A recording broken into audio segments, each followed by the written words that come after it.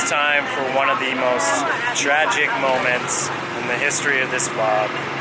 We're saying goodbye to Vortex. A ride that was really responsible for me even coming to the States to ride roller coasters, and really a hallmark ride of a company that I once admired so much when it existed. I was really kind of obsessed with this park and this ride for a long time, inclusive of the Beast. And now, unfortunately, it has one more weekend left of operations, and then it's gone. It's going to be scrapped. And, you know, it is what it is. It's not running the way it was maybe even 20 years ago when I first rode it. But it is time to say goodbye to Vortex. And one of the best logos that Cedar Fair, well, really the Taft group have ever come up with. So if they have commemorative merch of this occasion, I'm definitely going to get it. I will not lie, I've already done my front and back ride on this ride because I've been talking to some enthusiasts. There's a lot here today. It's obviously a special event. It's not that busy, but yeah, we're all coming to say our last sort of goodbyes to one of the most iconic rides in American coasting history. Farewell, Vortex. I'm really I'm obviously not too enthused with the announcement. It is what it is. If this were Japan, as I was saying to one enthusiast earlier, that this ride would be running for another 100 years. But here, unfortunately, there's a different standard when it comes to that sort of thing. So if you can, and it's probably too late for you right now when you've watched this vlog to actually get down here and try it, but if you have not been able to experience this ride and the roughness that really it comes with it, you're not missing too much now. There's no denying that this ride was really a trendsetter and a game breaker for what was to come. In fact, all the rides and coasters in this park have kind of like surpassed the offering of what Vortex can give. So, you know, it is what it is. Progress is progress, but as I've argued in my other sort of rant vlog on aerodynamics itself, there should be a place for these rides, because 10 years from now people are going to say, oh, I'd love to ride Vortex one more time, and that's just not going to be possible. So yeah, that's what it is. Do I think it's a great ride still? Still think it's a decent ride. Still think it's one of the best aero loopers out there. Is it rough? Definitely. Probably more rough. It didn't really matter, actually. Both front and back it was pretty rough. But that's just going to come with the course of time. The ride was not designed according to standards that we have today. The ride was basically done with designed with rudimentary computers that we couldn't even fathom are assisting people to design, or companies like B&M to design stuff like Orion right next to us today. So goodbye, Vortex. Vacuum. I think it's the vacuum where the turnaround is and everything else.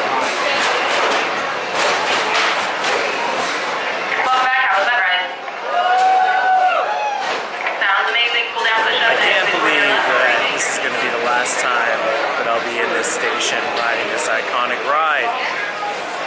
When I first came to this park, this was one of the reasons I came, if not the main reason I was increased. And now it is no more.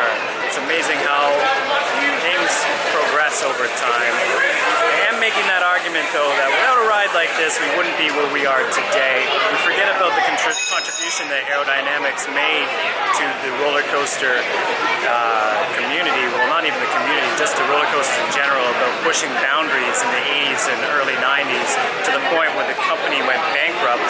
And I'm very fearful of a day when we won't even have examples of what they were trying to achieve because they've all been torn down. Most aero coasters exist in the United States, and most of the parks in the United States seem to be okay, just kind of getting rid of them and moving them on to more modern designs. So I'm going to have my first ride on Vortex for today. We're close to the front. We're actually a couple seats from the front here. And yeah, I'll give you my review after.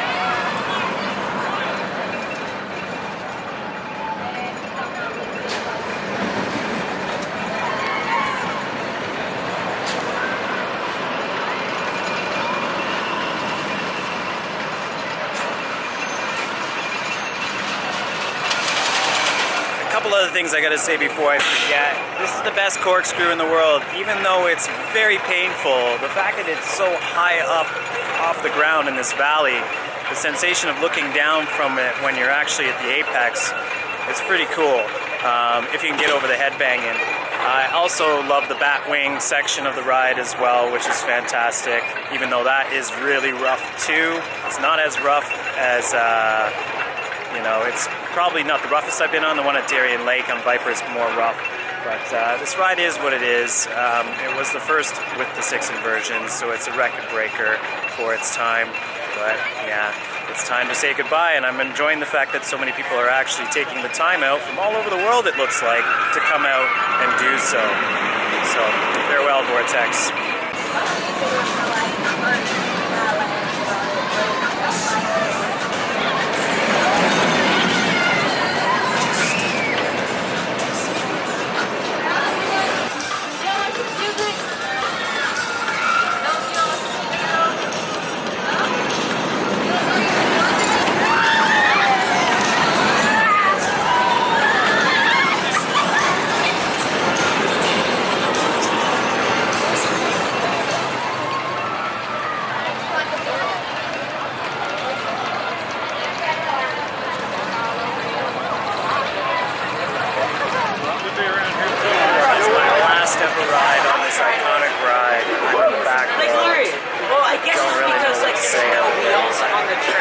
It's just not going to feel right being here next year with an empty field here. I don't know what to say about that.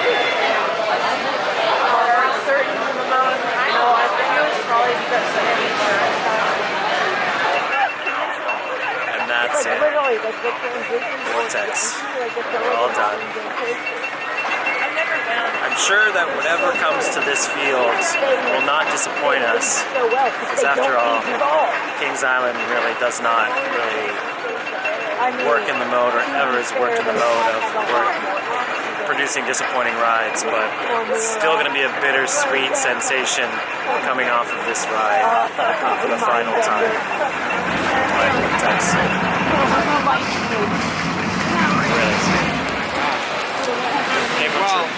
I love how a lot of guests try to meet up for the last rides and all that. Like, we got the last train over on Vortex.